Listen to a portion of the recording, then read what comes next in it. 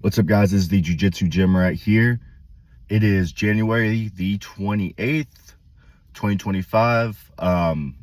Just coming in here, just outside of school for the day. Want to kind of give a recap and talk about my matches from XFA Underground, and then kind of show you my day-to-day life and things that I do, how I train. Today will be a little different and just how my normal Tuesdays look moving forward this year, because I won't be going to competition class after my psychology class. I'm putting together actually a video and starting to do like these vlogs and stuff like that for my YouTube channel to just get some more fans, open up more opportunities for myself, and just show a different aspect of jiu-jitsu and being a competitive jiu-jitsu practitioner, but also being someone that's in their mid-20s going back to school to get a degree, but also still going to school, trying to juggle that on top of trying to be going from amateur jiu-jitsu competitor to pro. Getting a degree in psychology right now, getting my associates at a college about an hour to half an hour north of Nashville. Plan on from going there to a university, and then just seeing what happens from there. XFA was a pretty fun event. It was the first event, maybe in the year 2 now, that I've actually been able to coach, and was coaching 5 different Phoenix MMA white belts.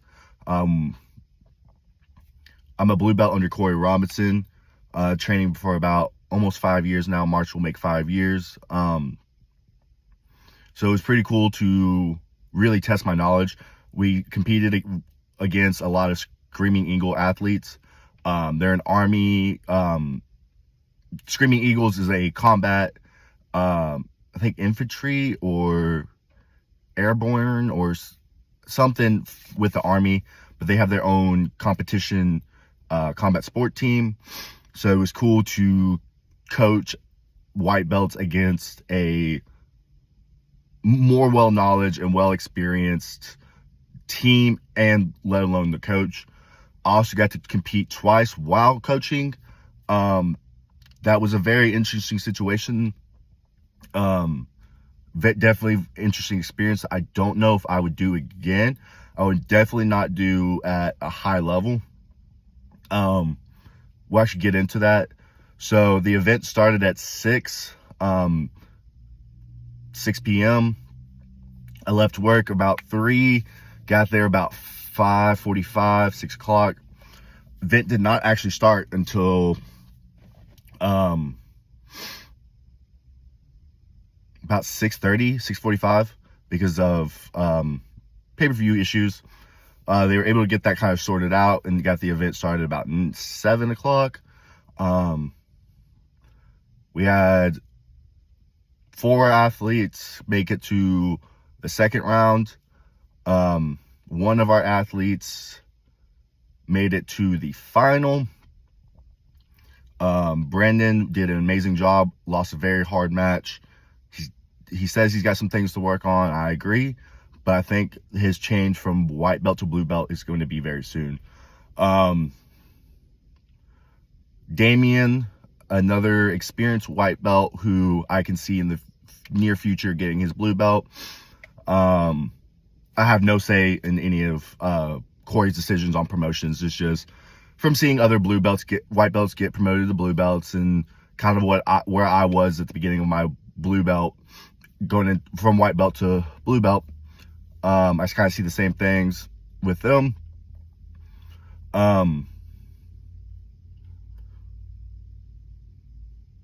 But yeah, it was a fun event. I went twice, once against a purple belt from Agogi. There's a little confusion on rules, and I kind of let the air of both athletes being told 2 different things mentally affect me, and kind of lost the thought of being solely in the present moment inside the match and let what already happened affect the next parts of the match, which is not the best thing to do when you are competing. It's very hard, and it's something that I still am learning, and it still takes dealing with those situations and applying the knowledge that you have of how to be like, all right, that's already happened. It's another match technically. Like that match happened because he did get me an outside heel hook, and I would have had to tap because it was a legit submission. I'll actually put the video in here if I can figure out how. I got you time, and if I see him making big mistakes, I'll let you know. Feet crossed, anything like that.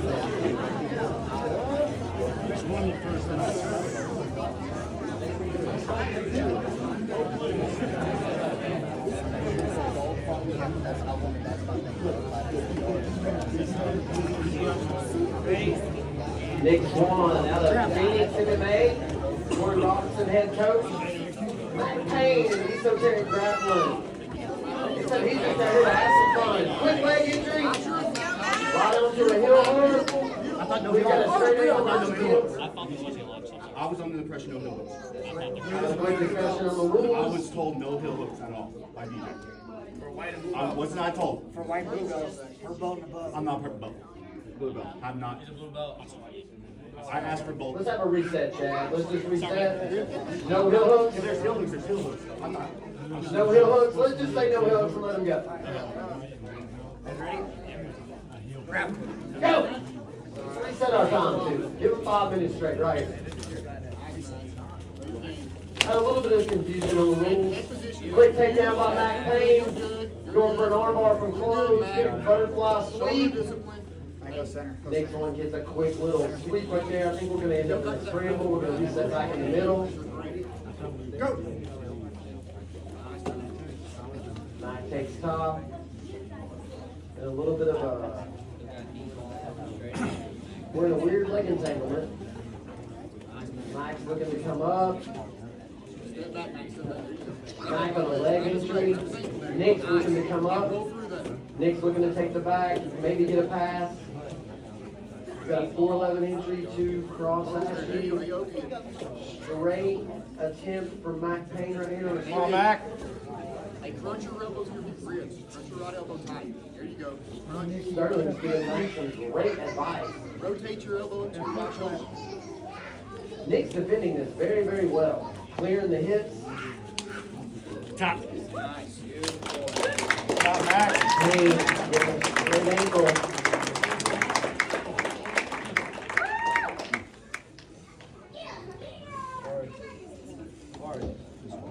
A little bit of confusion right off the bat. We got our rules clarified. We got a reset. And that Payne ends up with the win.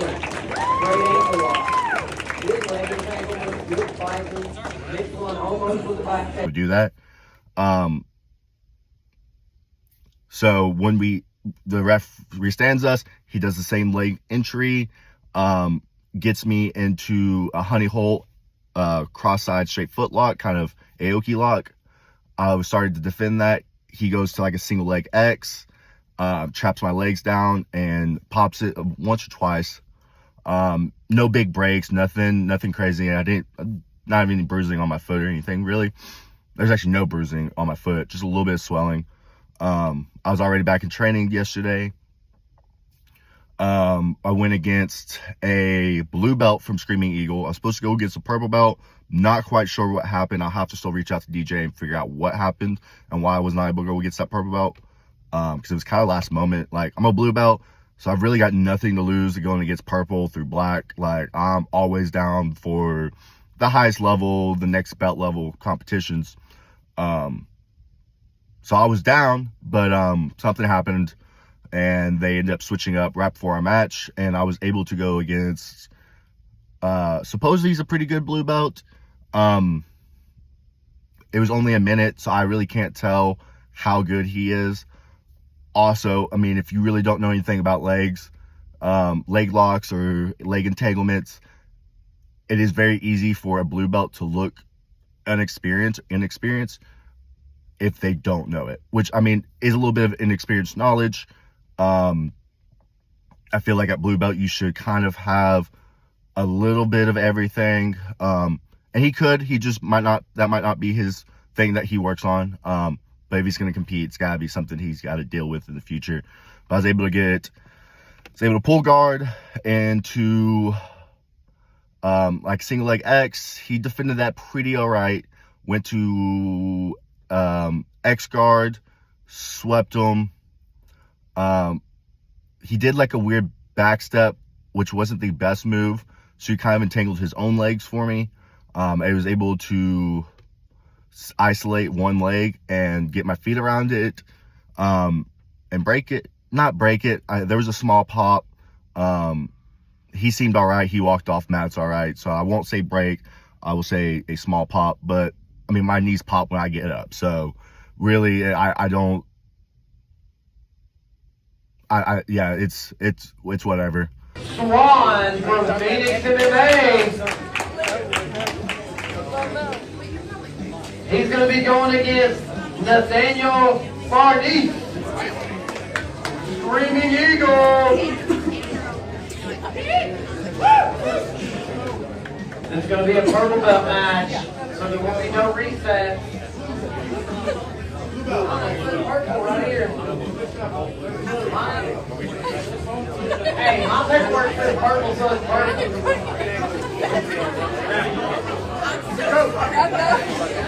No, it's going to be a blue belt match, guys. I just got told it's going to be it's a blue belt match. Nick Swan taking the top, or Nick Swan taking the bottom position early on Nathaniel Farnese. We're seeing some inversions. Going to standard oxy, straight ankle. Straight ankle tap. That's going to be Nick Swan taking the win.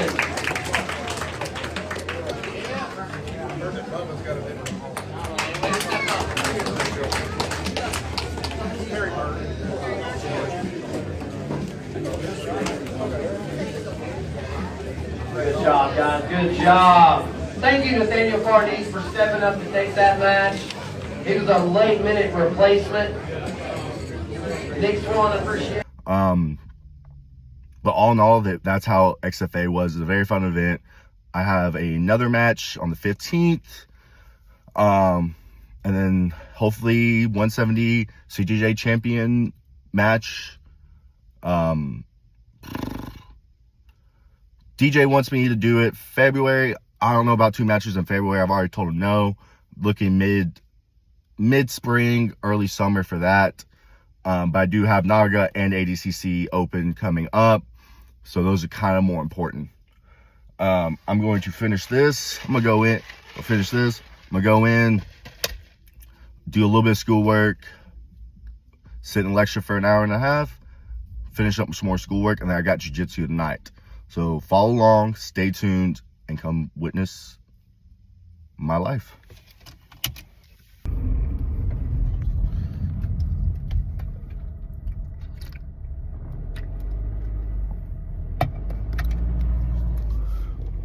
I wanted to talk about something that came up in my psychology class today.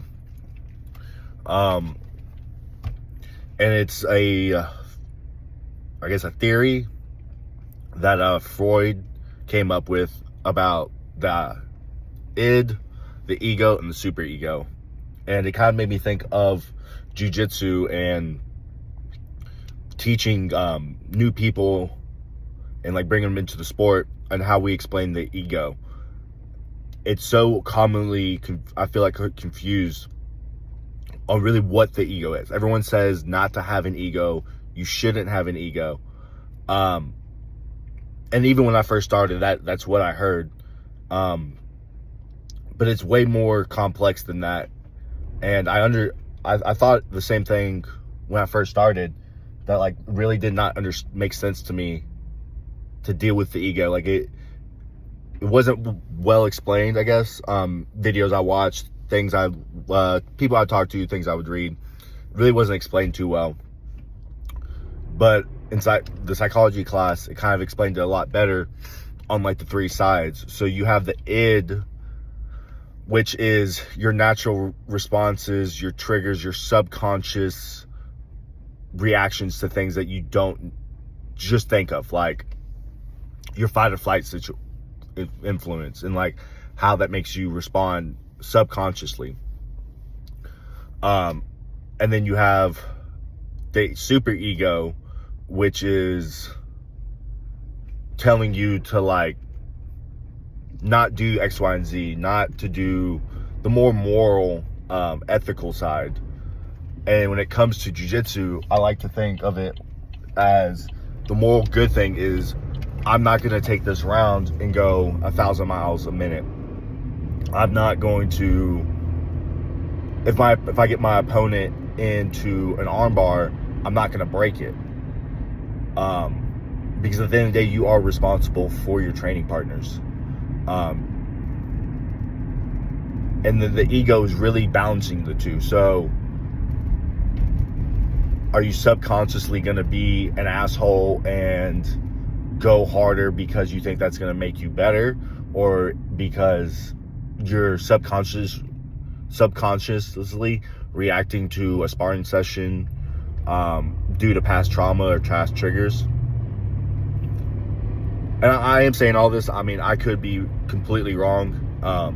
These are just kind of things that in my head I was thinking about, just applying like psychology and jiu-jitsu together. But yeah, I could be completely wrong. I hope I kind of explained it correctly. I really do think that even if we take the wording out, and just say, I mean, even if we were to think of it as in a lot simpler of terms and not like as in depth of terms and try to be fancy with it like a professor or anything like that, or people like online. So I've looked up some stuff after the lecture today, just thinking about it and having questions. But you really, when you're starting jiu-jitsu, is you're balancing the act of you are in a fight or flight situation. You don't know always if you're going to be safe. And the idea, I mean, every good jiu-jitsu gym, you should be safe. You shouldn't be put in a fight or flight situation. But it's always a lot harder to understand and actually implement during a rolling session, especially at a very entry level.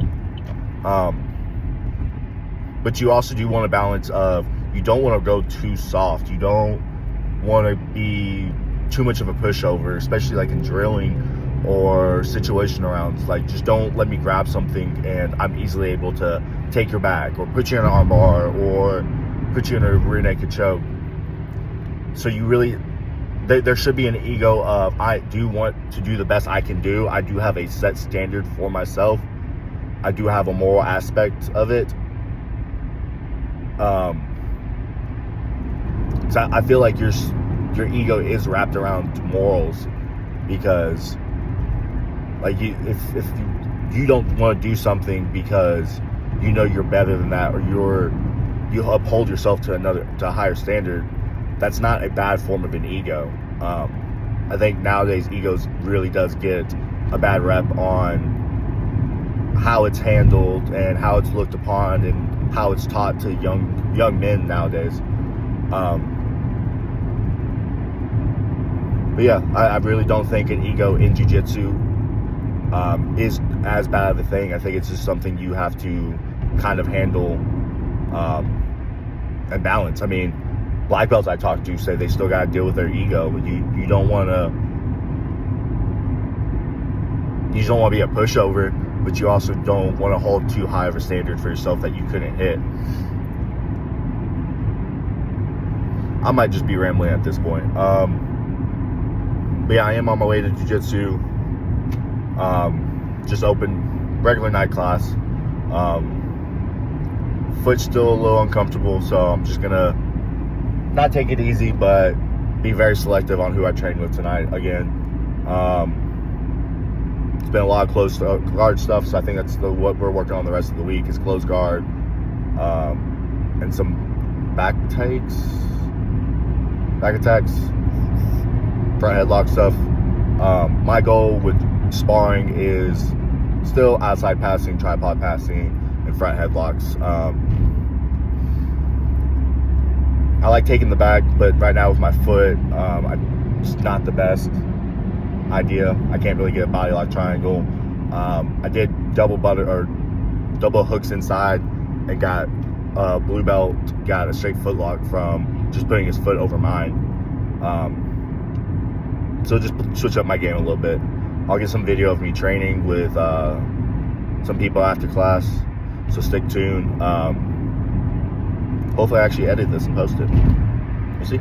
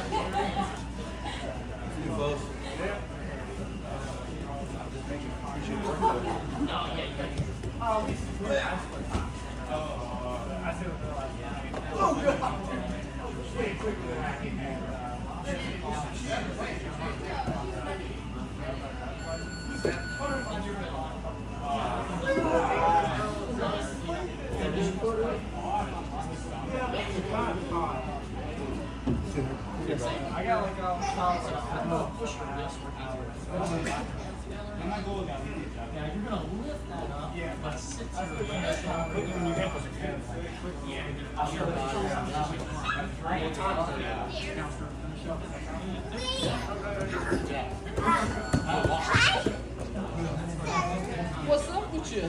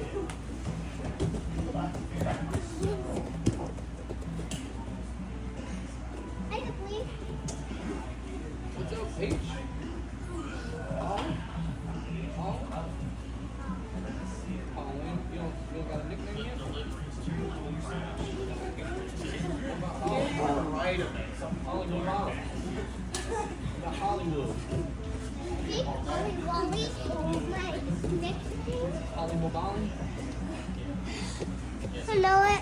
You don't. Just mind your own business. Hey, you mind your own business.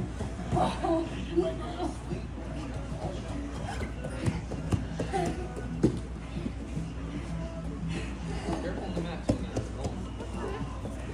I might roll out and get you. Oh, lady, you got a minute. You tired, dude?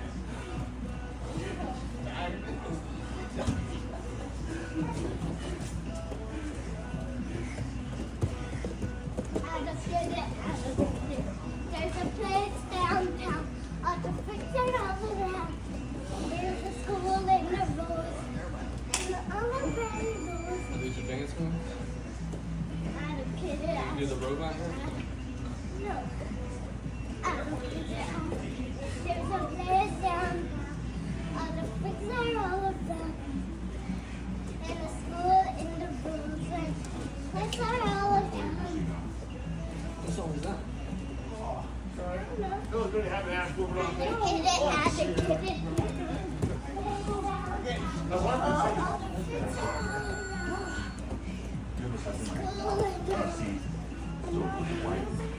I'll stay away from that ankle.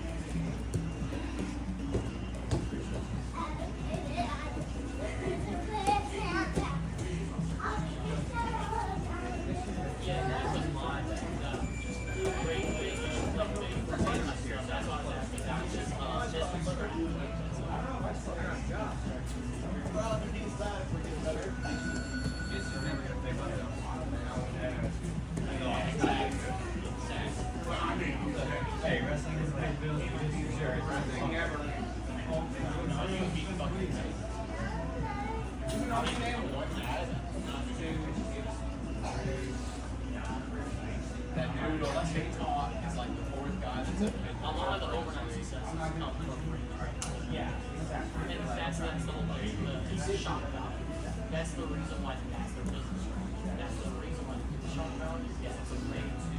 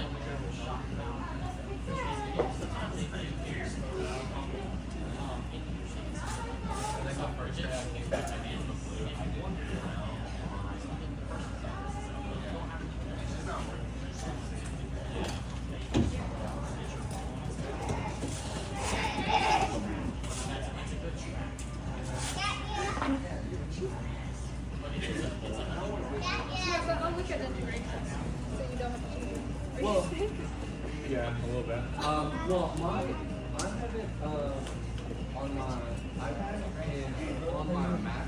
Even though it's the same program, all the information, but even there's a app on the computer is not updated as far as the app. So like the equations and things work on my computer. It's like that stupid. And I mean, it's not like I've gone too deep into it or anything. Yeah. I'm like, yeah, this is fine. That's better. I don't know if that's or I'm sure I can. Anyway, but I was So like, it's no. an older version. I guess so. I mean, That's typically what happens whenever you don't update the version. I can't remember. So there's like a feature, some kind of feature that I'm using on my iPad that isn't available on my computer. So I imagine my computer is the older version, but I looked to update it. Obviously, I'm trying to fix this, and there was like no available update. So I was like, well, I don't understand. But then I thought, I shouldn't get something like, or like Google Sheets or something that can just go anywhere. Yeah. You know what I mean? Which you would be the person who creates. Yeah. Now that I know But you how have to do it. multiple tabs too.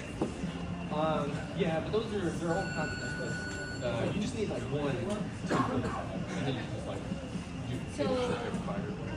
I'll still probably look into integrations tonight, but just let me know if you decide to switch it over. Well, I'll email it to you and see if you can open it. But it's Yeah. probably, I don't know. I just don't own any Apple.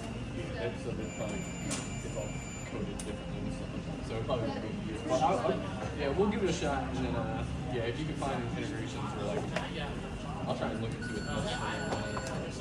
Again, it wouldn't be that hard to. I probably should have already done this.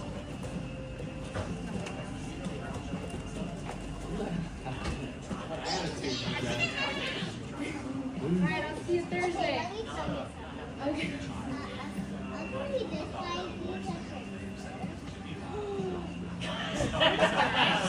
What do you mean by? He just said Jackson. I only saw I saw like Would you get on your shirt? Oh, yeah. Actually, I do see that. physical reaction. I don't see, I don't fall for it. Yes, I do now see what you're talking about. Thank you. Look at that leprechaun over there. Look at that. Back down. Sorry. No, you're exactly So right. if he like says, you have to leave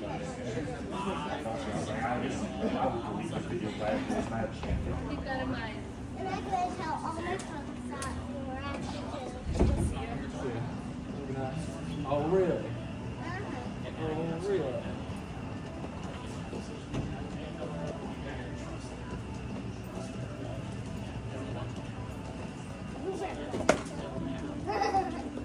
You better watch it. You were You better watch it. You were what?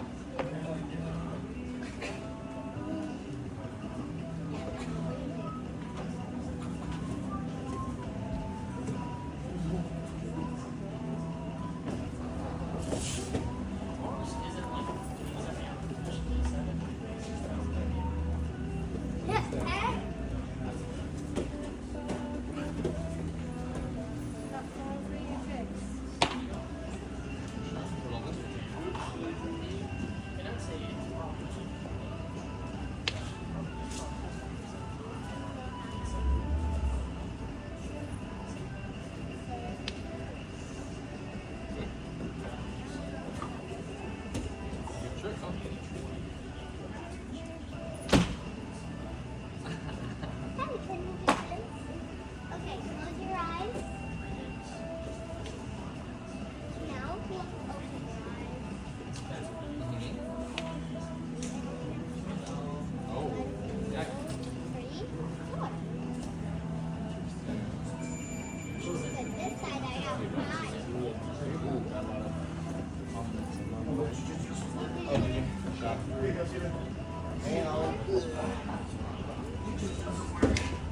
It's a BS part. Start working on your job and God.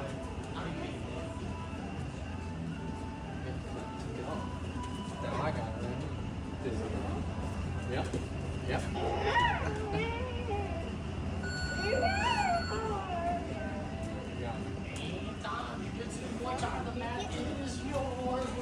Wait, is your hand as big as your forehead?